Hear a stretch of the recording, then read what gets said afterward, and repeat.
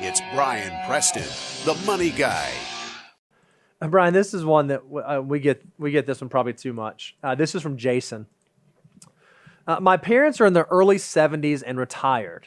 They want to invest in the markets mainly to pass it on to me after they die. So I think that they're, probably got Social Security and pensions, that kind of stuff.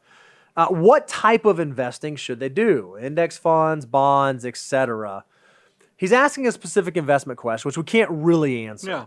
But we do often come into a situation where an older generation will say, hey, I've got pensions, I've got Social Security, I've got portfolio assets.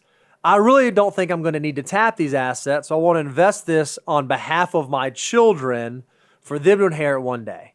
What are your thoughts on that, and is that an appropriate strategy?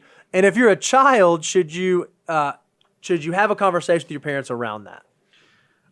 You nailed it on this is very specific, but I think that there's some general concepts I can share that will be really powerful for Jason. Jason, this is kind of the bread and butter of what we make our living doing, and the fact that if somebody came to me with this situation, I'd say you have two components here. You have your parents, and they're trying to figure out what do they need to live the life, the most fulfilled life that they want, with all their goals, all their trips, all the things that they want to purchase and use with their money.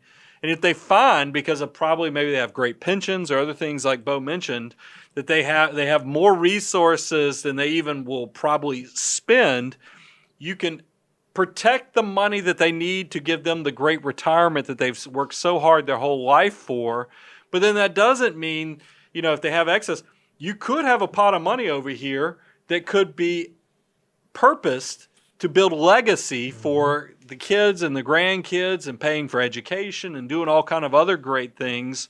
There's nothing wrong with that. And those two different pots of money could have completely different investment portfolios, because the money that they need to provide for themselves could be definitely invested in a way that it had preservation of capital, where it's, because remember, a lot of people, we already know it's not the journey of just creating wealth, it's the journey of keeping your wealth. So that's why you need to make sure that you do allocate and protect and preserve that capital that's needed to give them the great retirement.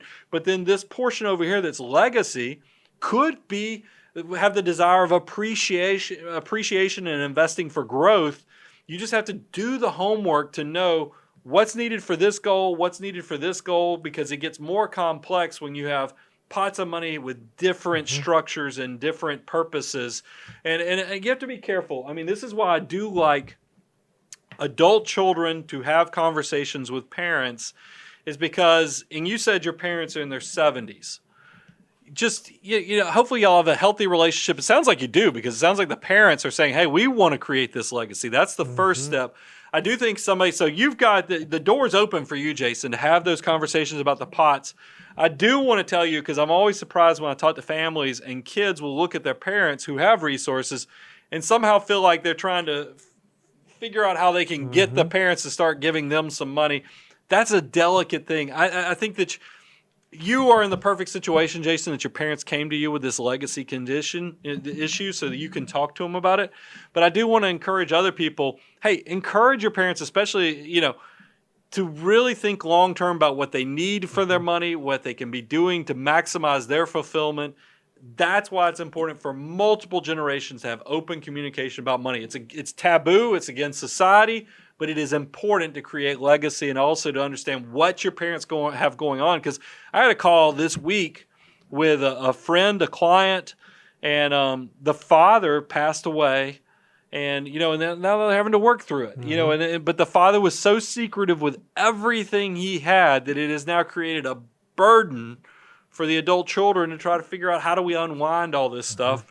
So there are tangent or problems to not having that open communication. Yeah, the only thing I'd add to that is that don't lose priority of the parents' assets need to provide for their well-being for the rest of their lives. Too often, we see people try to start planning because they think mom and dad are okay. Well, why can't mom and dad give me this down payment? Or why can't we invest these dollars for my benefit?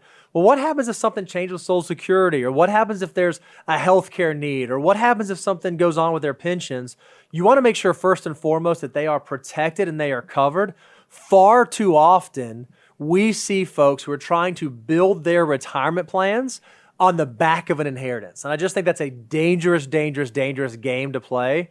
Don't ever start planning for or accounting for that money until it actually shows up in your coffers, because I don't think you want to have a plan in place that may not actually come to fruition the way that you think it might. We're working on, and I don't know if it's a deliverable or if it's just going to be a slide in one of our upcoming shows, where I told Daniel I wanted to show, like, through the decades what it would the portfolio would have to look like from a historical return perspective to get a 7% rate of return, meaning how much would have to be in bonds, how much would be in stocks.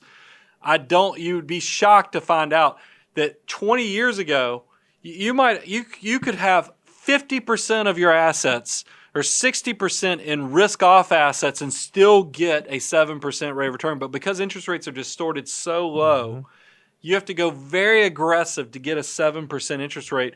That's why the counterpoint is make sure, because preservation of capital and making sure your parents have enough, exactly what Bo said, is so powerful that you don't want to have alligator eyes for the resources that your parents might need, because it might take more, especially with volatility and other things that could come. So just be realistic with those assumptions. But I think, Jason, you're blessed in the fact that your parents are starting this conversation with you, so y'all are going to land in a great place. Open communication is the key to a lot of this.